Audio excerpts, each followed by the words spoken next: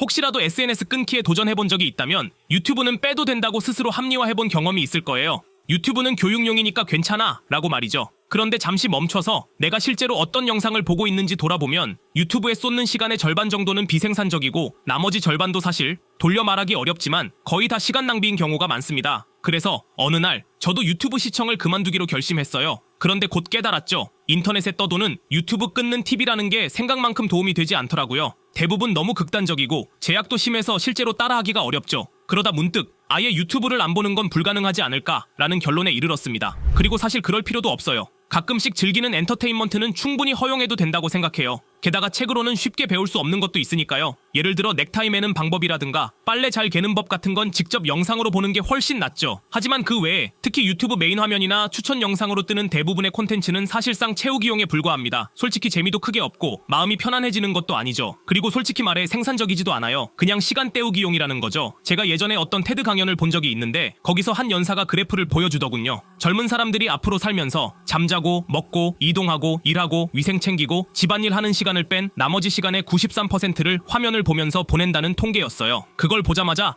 에이 내가 그럴 리가 싶었죠. 그런데 사실 유튜브를 완전히 끊을 필요까진 없다고 생각해요. 대신 유튜브 중독을 어느 정도 치료할 간단한 방법은 있더라고요. 첫 단계이자 가장 강력한 방법은 내 유튜브 추천 피드가 사실상 99%는 쓸모없는 영상임을 의식적으로 인지하기 시작하는 거예요. 스트리밍 하이라이트나 실황 중계, 웃긴 영상 등이 시간 낭비라는 건 어느 정도 알고 있었는데 팟캐스트 클립이라든지 자기개발 영상, 교육 영상조차도 상당 부분 시간 낭비가 될 수 있다는 건 미처 몰랐어요. 그동안 이거 보면서 발전하고 있다는 착각을 했던 거죠. 하지만 딱 10초만 메인 화면을 열어본 다음 아무것도 누르지 않고 그 추천 목록을 가만히 들여다보면 이 영상들 지금까지 내 삶에 아무 영향도 끼친 적이 없고 앞으로도 마찬가지겠구나 하는 생각이 들 거예요. 평소처럼 눌러보고 아 뭔가 얻었어 라고 생각해도 99% 확률로 영상 보기 전이나 후나 내가 하는 행동은 똑같이 반복되거든요. 결국 추천 영상 하나가 내 인생을 송두리째 바꿀 가능성은 극히 낮다는 사실을 자각하는 게 핵심이에요. 그게 유튜브 정주행을 끊는 제일 확실한 방법입니다. 물론 사이트 차단이든 제약 설정이든 확장 프로그램 설치든 여러 방법이 있지만 영상을 마주하고도 안 봐도 되겠다 라고 생각하는 것이 훨씬 효과적이죠.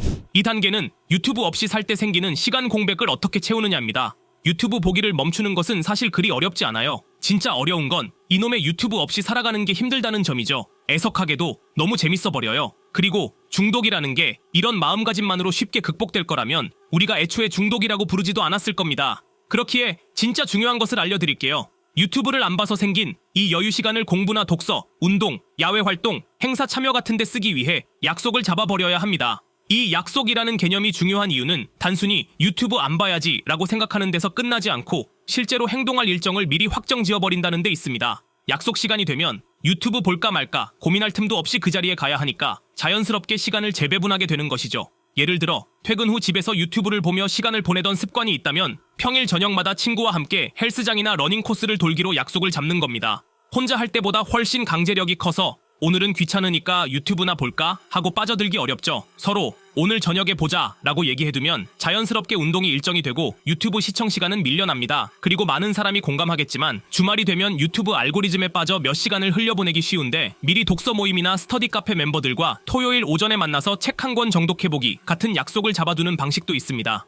이번 주는 어떤 책을 읽을지 미리 정하고 모임에서 함께 이야기 나누다 보면 책장 속에 방치되던 책들을 소화해 나가게 되고 중독을 분산할 새 취미가 만들어집니다. 결국 약속은 유튜브에 뺏기던 시간을 사전에 차단하는 가장 직관적인 방법입니다. 단순히 안 해야지라고 결심만 해서는 막상 그 시간이 됐을 때 유튜브를 켤 유혹을 뿌리치기 어렵습니다. 반면 이미 정해둔 약속이 있으면 행동할 구체적인 이유가 생기고 귀찮아도 나가야지 하면서 자연스럽게 다른 활동에 시간을 쏟게 되죠. 마지막으로 중독에서 벗어난다는 건 유튜브를 끊었다로 완전히 끝나는 일이 아니라 어느 정도의 유혹이 늘 곁에 있음을 인지하고 그 자리를 다른 긍정적 활동으로 채워나가는 과정이라 할 수 있습니다. 그래서 사전에 만들어 놓은 작은 약속들이 하루하루를 버티고 즐길 만한 장치가 되어줄 거예요. 일정이 누적되다 보면 어느새 유튜브 없이도 충분히 바쁘고 재미있는 날들을 보내고 있는 자신을 발견하게 될 겁니다. 기억하세요. 사실 제가 힘들게 만든 이 영상도 여러분의 인생에 크게 도움이 되지 않을 수 있다는 사실을요. 영상을 보는 게 중요한 게 아니라 결국 중요한 건 여러분의 실천입니다.